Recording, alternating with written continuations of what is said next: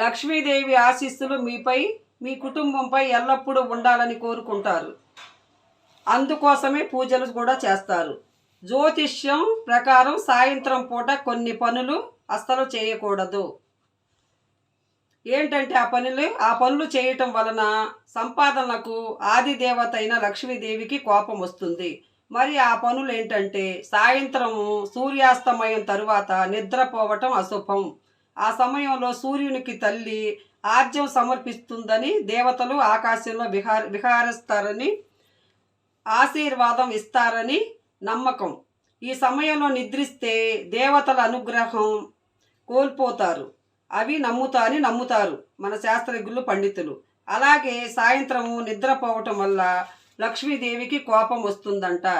తులసిని హిందూ మతంలో తులసి మొక్కని లక్ష్మీదేవి స్వరూపంగా భావిస్తారు. సాయంత్రం పూట తులసి మొక్కకి నీళ్లు సమర్పించటం తాకటం పూర్తిగా నిషేధం.